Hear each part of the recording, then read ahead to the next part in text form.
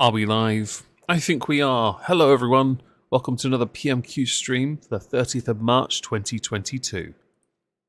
Today, we should have a rather interesting PMQs. Highly animated, high energy. It's a full house, and I watched it early after the gym. I was salivating at this one. If you're watching it on playback, by the way, hi. You'll understand soon, I promise. So, the topics for the day aren't what you would expect. And go figure, Plumpy now chooses, as I'm starting to stream, now to muck up her bed. Oi, stop it, okay? Yes, so, the topics aren't what you're going to expect, i.e. Ukraine, or coronavirus. So, are you comfortable now? Okay, the dog's now comfortable. Hello, Jingo J. Hope you're well. So yes, we are going to now switch over to here. Hello. And hopefully have an absolute blast. Why do I have an alert? Sorry, I had an alert on Discord. I had to get rid of it. Hopefully, we'll enjoy this. Hello, Nathan. Hope you're well. Before we come to Prime Minister's questions, I would like to point out that the British Sign Language interpretation of proceedings is available to watch on Parliament Live TV. Now we start with questions to Prime Minister Gareth Davis. Number one, Mr. Speaker. Prime Minister. Mr. Speaker, so the first question is going to be a plant. Today from my honourable friend, the member for Bridgend. And I know... The honourable member for Bridgend, I believe, came out as trans yesterday. That the House stands with you and will give you the support that you need to live freely as yourself. Mr. Speaker, I'd like to thank Donna Ocken. So yes, that particular member was trending on Twitter. I will go and get their name. Because they were trending, because, who are they? Jamie Wallace came out as trans. I haven't read the statement, but I know that's what it was about. And I don't know which way.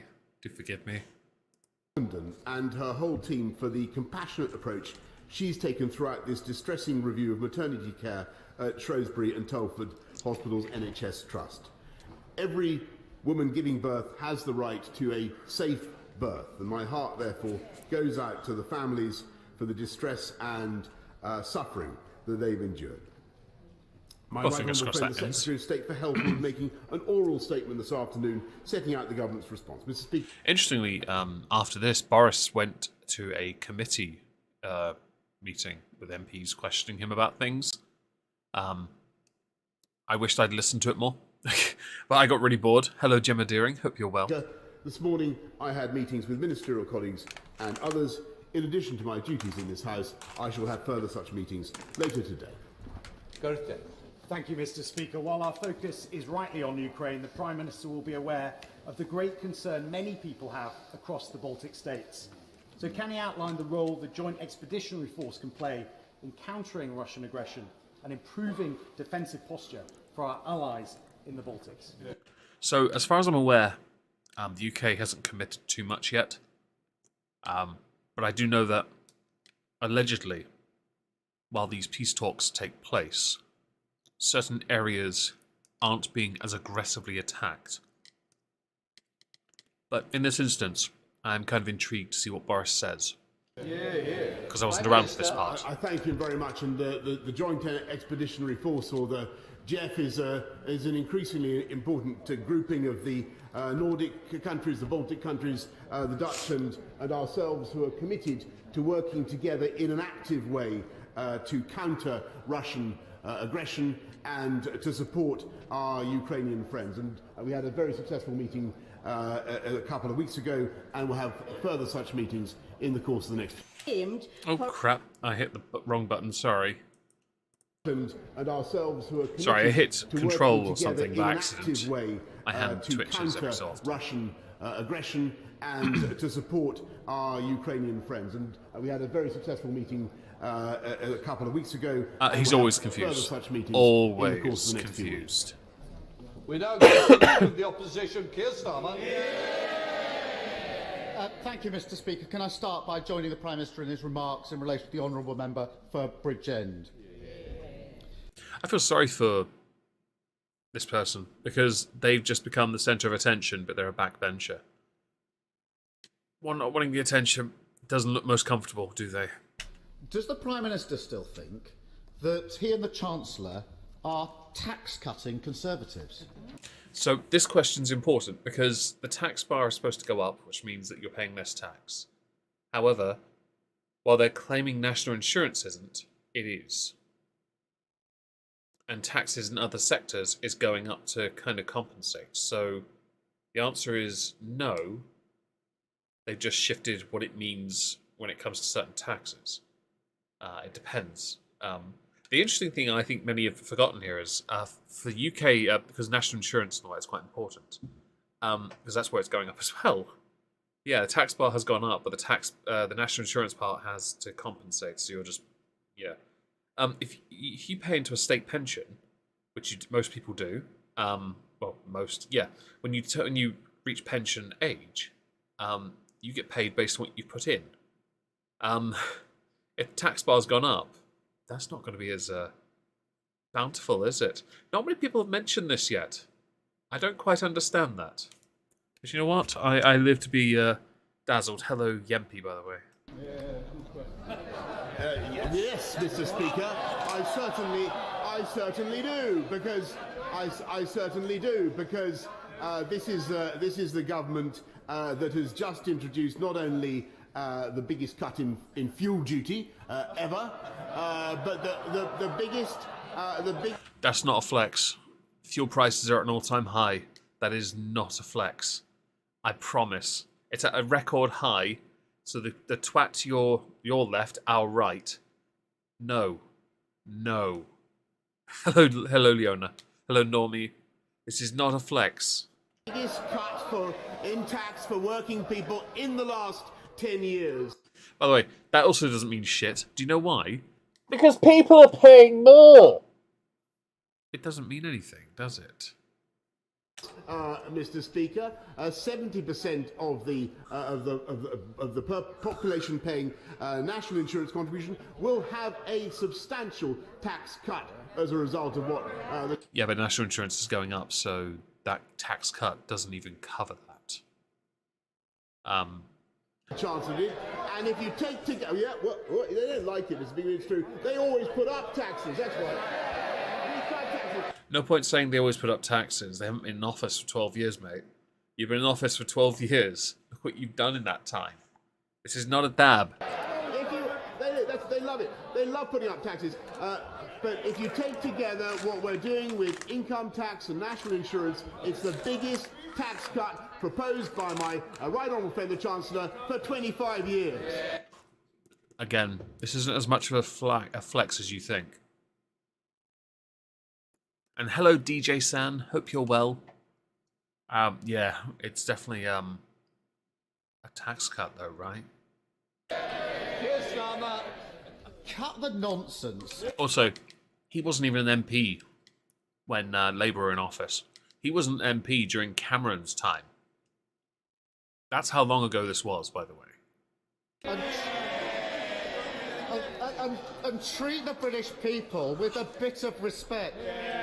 And let me take you Not something through Boris this is very well known for.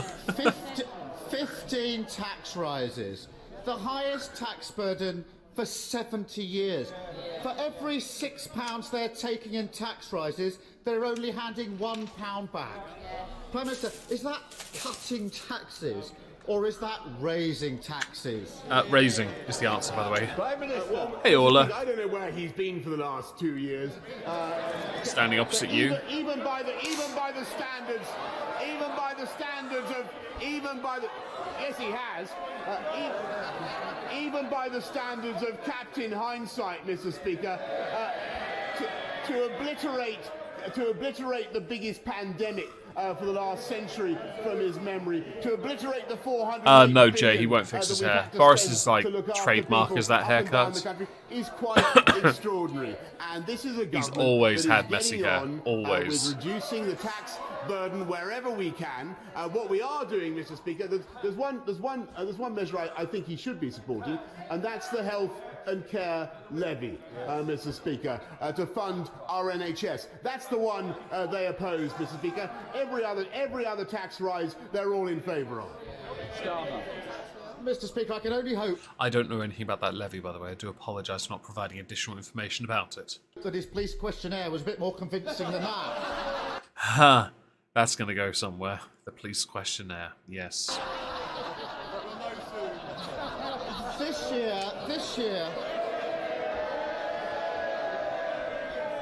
year, British people face the worst fall in living standards on record.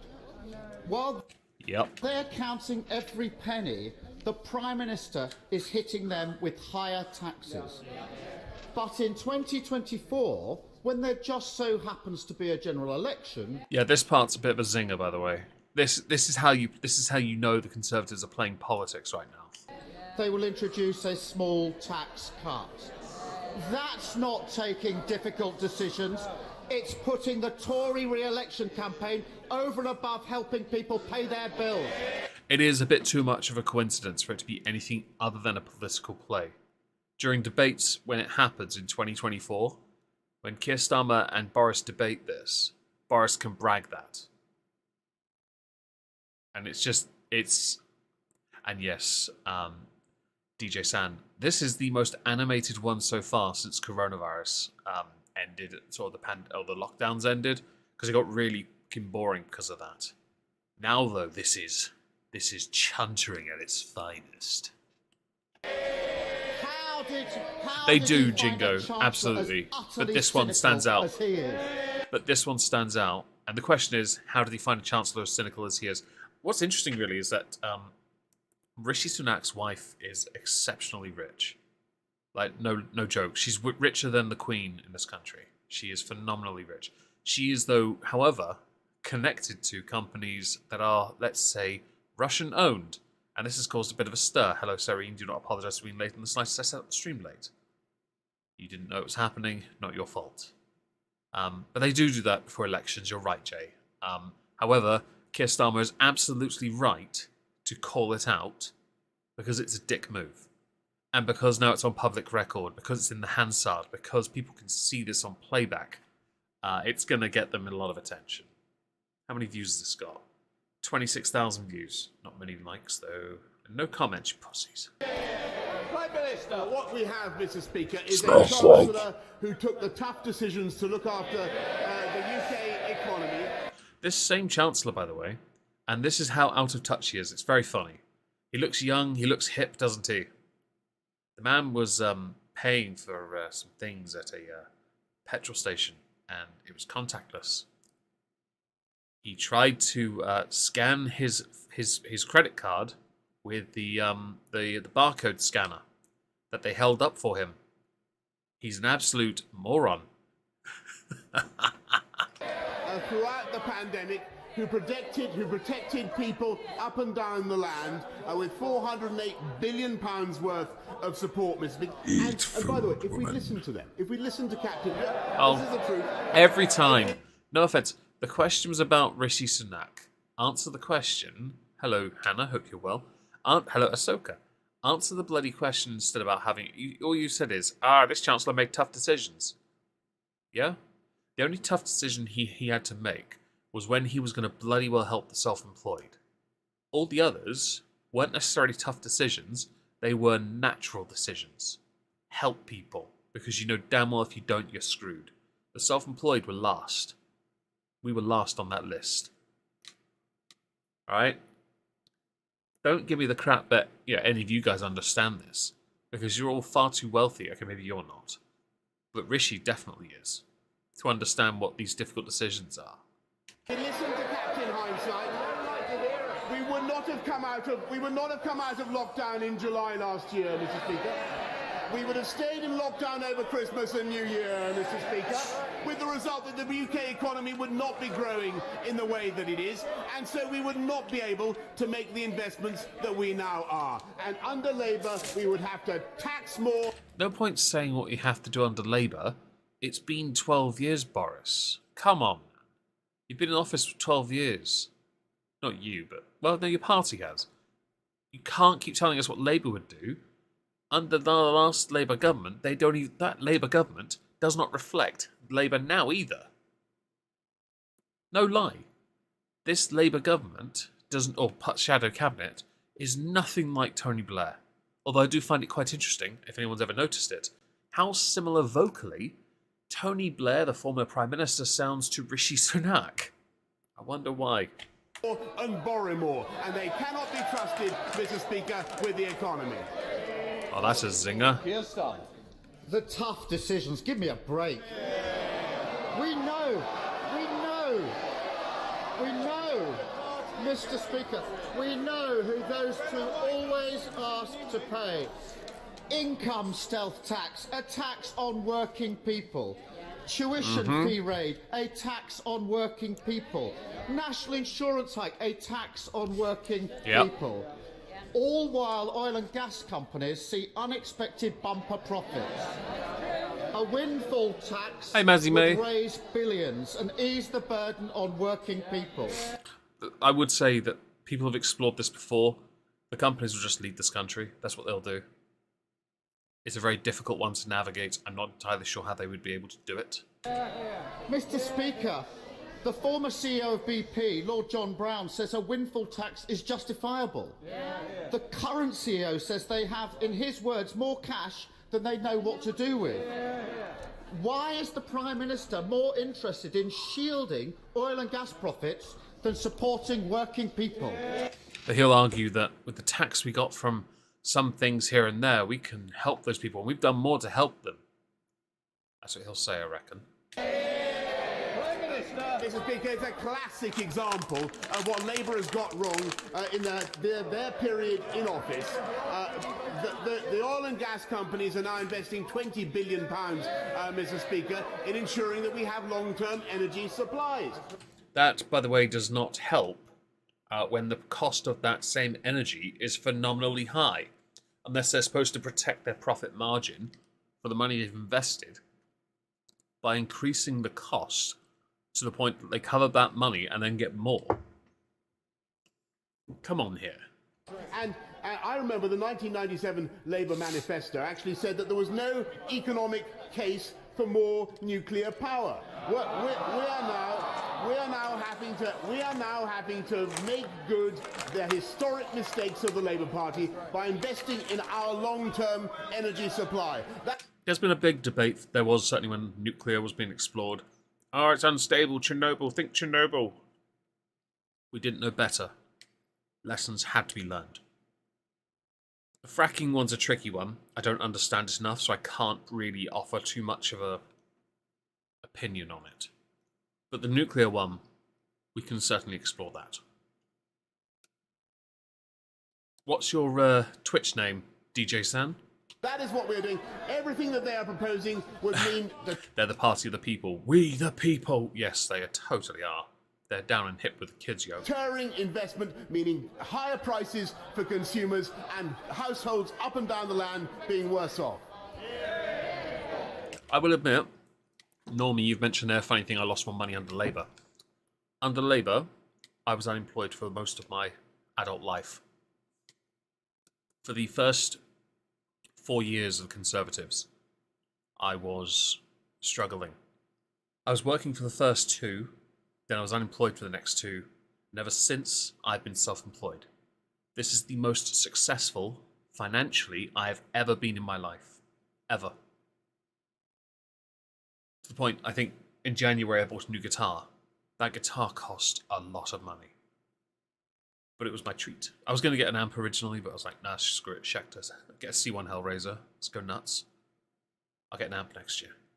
But I can't really credit them too much, because I know damn well when I do my tax return this year, in about 2 weeks, my taxes are going up because of the system they've introduced.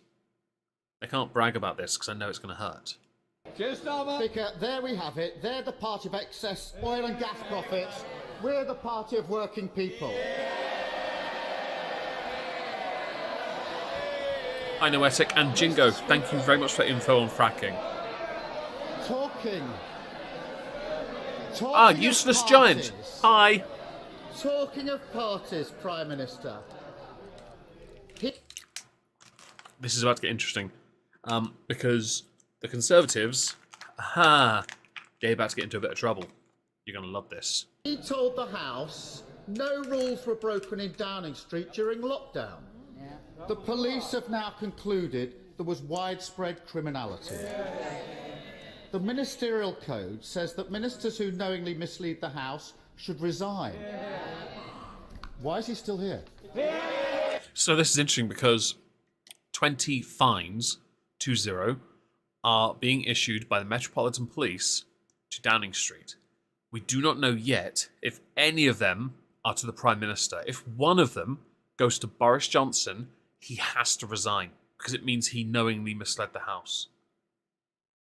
That is a breach, as Keir Starmer said, of the ministerial code.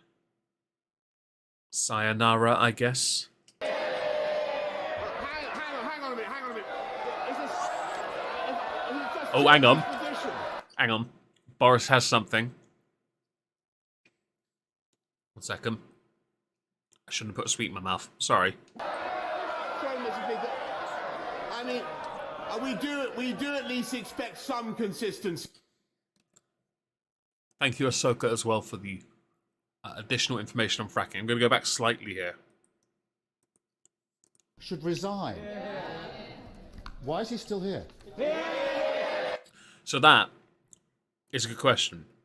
But the answer to that should be because the police have not issued Boris Johnson with a direct fine yet. Okay? Simple as that. If they do, then yes, he should resign because he has broken the ministerial code. And to be honest, he wants to quit anyway because he wants to make more money and live and have some fun. Everyone knows this. Everyone... Are you snoring, Lizzie? Everyone knows this about Boris. They know he wants to, resign, to leave anyway. At most, he might do one term anyway. I don't know if he'll beat Keir Starmer at this point. I think the support he had has diminished greatly. I don't think he'll get a second term. I think even if he won, I don't think he'd stick around. I think it'll be a fight between Dominic Raab and Rishi Sunak to take over, and then I think Priti Patel will take from underneath them because people like Priti Patel not for her voice but her appearance. Some people are sick and weird, okay? Hang on a minute. Has he just changed his position? Sorry, Mr. Speaker. I mean, we do at least expect some consistency from this human weather vane. It was only a week or so ago where he was saying that I shouldn't resign.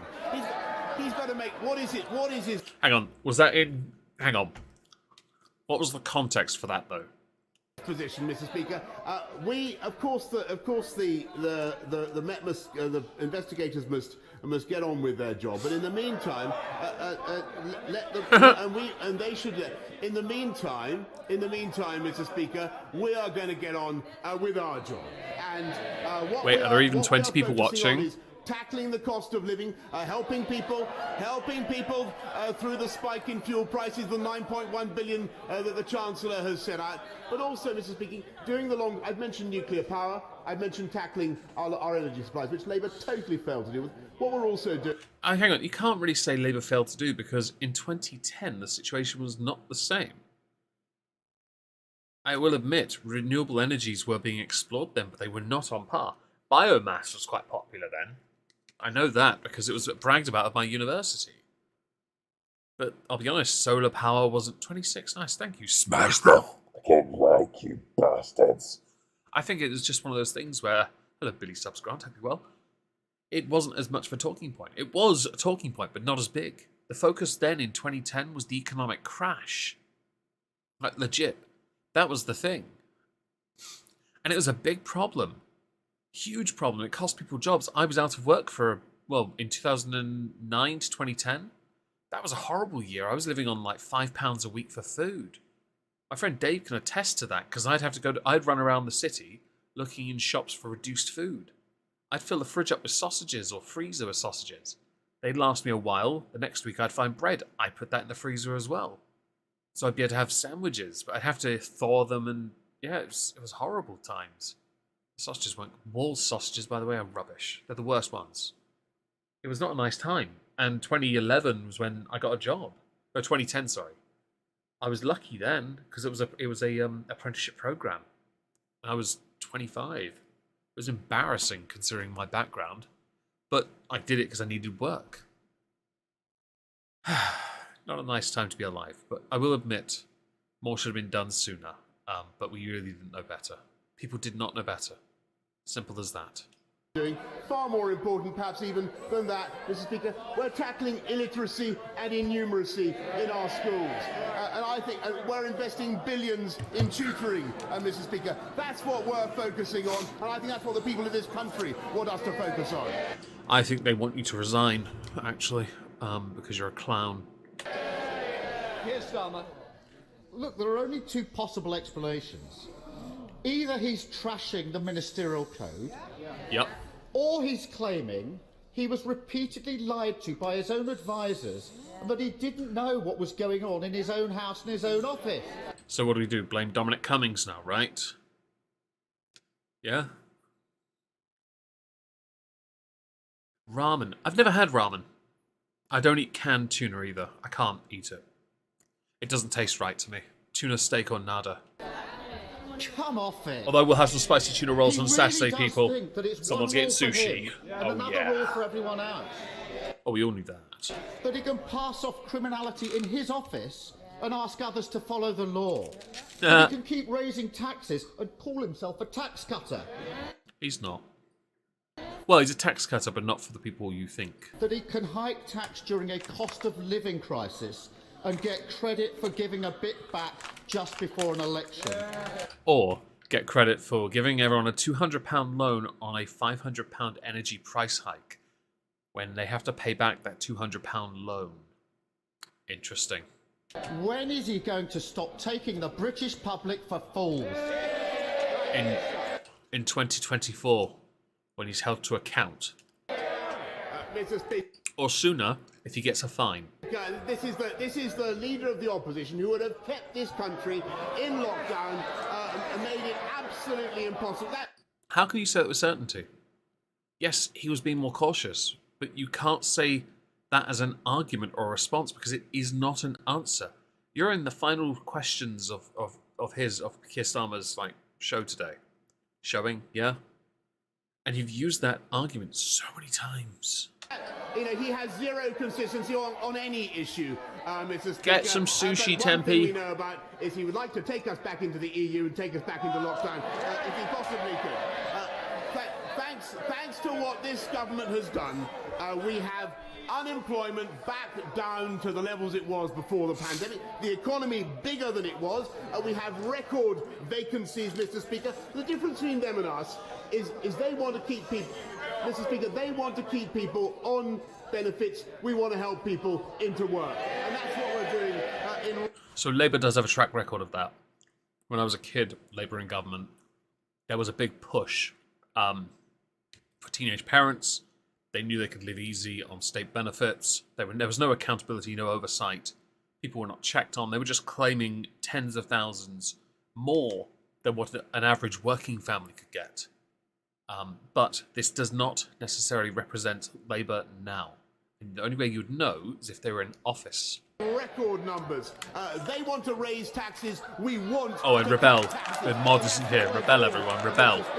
And we're tackling illiteracy. They didn't give a damn, Mr. Speaker. We're getting on with making this country, Hi, Sid Diddy. Smash like. Country the best place to. Hey, Zemgoa. Hope you're well. Updated the House, Mr. Speaker, on the Hey, number Razor M. of Hope you're well. unicorns that we had of unicorns in this country. That's tech countries worth more than $1 billion. And I hope we don't get a lockdown either, Razor. This bit, unicorns, billion companies, and all that nonsense, this is nonsense. I don't care about this in the slightest. Bragging about how many companies have billions in or whatever, means nothing to us unless they're paying that in tax. Dollars, Mr. Speaker. I said we had 100. I can inform you now, Mr. Speaker, that we now have 120. They don't want to hear it, but let me tell you, that's more than France, that's more than Germany, that's more than Israel, it's more than France, Germany, Israel combined, Mr. Speaker.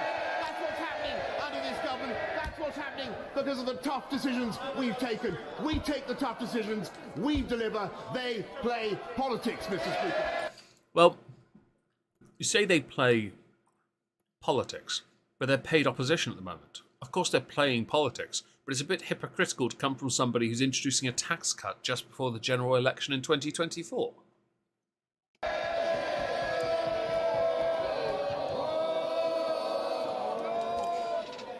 Hey, Jones, come on. Don't care. I want paper pervert. There we are. Right. Paper pervert, people. Are you ready? We will do our best, Mr. And yes, I'm Speaker, to eating make jelly up tots. the difference as fast as possible.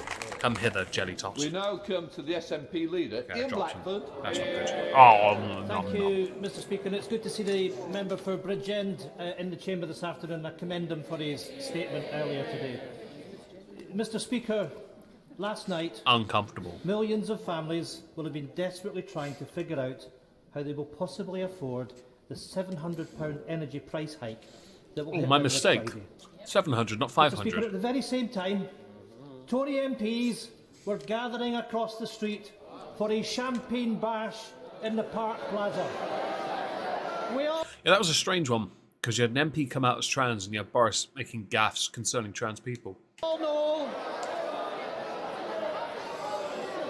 know that the Tories partied during lockdown and now they're...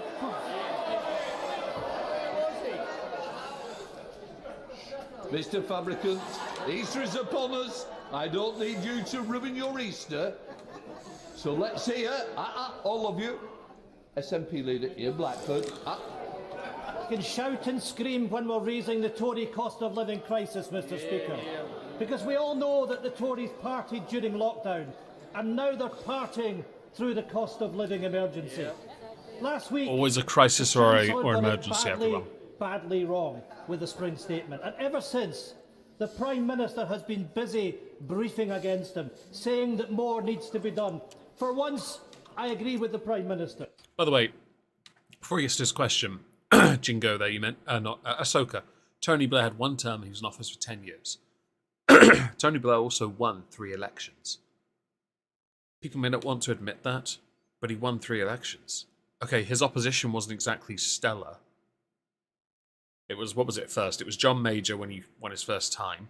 Was it Michael Howard next, or was it William Hague? It was Michael Howard, I think. Yeah. No, it was William Hague, then Michael Howard, I think. You know, he didn't exactly have opposition that actually stood a chance against him, because he had the people office, right? People, Fed office, sorry, Ahsoka's comment. He had this people personal skills, but also the war thing, and he could spin it in his favour. He was very good at that. He had a great spin doctor. And, you know, I think he would have won. I don't think he would have won any more terms afterwards, but he bowed out at the right time for him, because he knows damn well he could not have gotten through that, especially considering how much of an unprofessional he was. I like everyone calls Trump unprofessional as president. You didn't see what Tony Blair did. The guy legit didn't know how to do politics. So, if the Prime Minister really believes that more needs to be done, can he tell us exactly what he will order his Chancellor to do to help the millions of families who are facing a £700 price hike this Friday? Hi, Davey. Yeah. And this energy price hike is worrying, especially for my family, because ordinarily you put like Ian Duncan Smith, was that it? Not William Hague. Right, thank you. And Howard was definitely forgettable, although his mannerisms were very funny, very sinister. This price hike thing's worrying for my family, because we put like £100 a month on electric. That's about to go up. It's more than likely going to double. Duncan Smith, Howard, Cameron. So, Major Hague was next, Duncan Smith, Howard. Okay, right, it was Hague, Duncan Smith, Howard. That's who Tony Blair beat. Straight up, he beat them guys. He was never going to beat David Cameron, though. David Cameron, I still maintain, if he hadn't ballsed up Brexit and hadn't just quit... Is that my door? 1 second.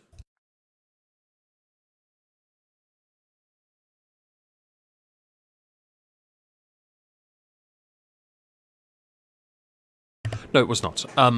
If he hadn't ballsed it all up, I still think he would have beaten Corbyn. And I think he'd be annihilating Keir Starmer, personally. He was far better under pressure than Boris, and definitely better than Theresa May. But she was very honest. Considering some of the stuff she said, she actually is she's all right. Prime Minister. Mr. Speaker, I thank him very much, and I think he's in error in what he says about events last night, but he is, like me, a living testament to the benefits of moderation in all things, Mr. Speaker. That's a fat joke, yes. I can assure him that we are getting that this week, for instance, to get to his point, what's happening actually is that the living wage is going up again by record amounts, and thanks to what the Chancellor has done, we are true, £9.1 Normie. billion Fair point. into helping people up and down the country. And what I might respectfully suggest is actually, I think the Scottish Nationalist government, with whom, as I say, we work increasingly well, I think the thing they could focus on for long-term prosperity of Scotland is the educational system, where I'm sad to see Scotland's once glorious record falling behind. Here, Blackburn. Fat joke. What a load of absolute baloney. Yeah. Mr. Speaker, the Prime Minister is dangerously out of touch. Food banks are warning that people are having to choose their food based on whether they can afford the gas to boil it. Yep. Families are having to choose what rooms to heat or whether they can turn on the heating at all. We do that Some anyway. in the Tory cabinet I just light a candle in my room usually if I do feel cold. that they can happily sit on their I have one hands lit right now and actually do because I was nothing out in the for rain much earlier, longer. and I was like, They you know what? obviously don't get. I'm They don't not okay with care this. That in many parts of Scotland, the weather will barely reach above freezing over the next week. Yep. The Chancellor thinks his £200 loan, which is forcing people into energy debt, is somehow a solution. It's But not. It really isn't. So before the Prime Minister and his Chancellor go off on their Easter holidays, will they at very least turn this loan into a grant and finally put some cash into people's pockets when they need it right now? Prime Minister. I thank him, but of course we are doing everything that we can. The 9.1 billion, the coal, the other payments. He's right to draw attention to the problem, Mr. Speaker, and we are making huge investments in supporting people right now. And Problem is, as he now knows, it is not enough. I'm bored of him now, so we're going to go back here. Oh look, we made it. Well done, everyone. We survived PMQs. Don't talk, Boris. Do not talk. Okay, cool. I had to exit the thing. Let's restore the chat here. Okay. So we've reached the end of PMQs, everyone. I'm going to vanish now because I need to edit something for Patron VC. Thank you very much for joining. I'll be back here on Friday for a political recap. Hope to see you all there. Thank you very much for being here and for smashing the like. I'll see you then. Ta-ta.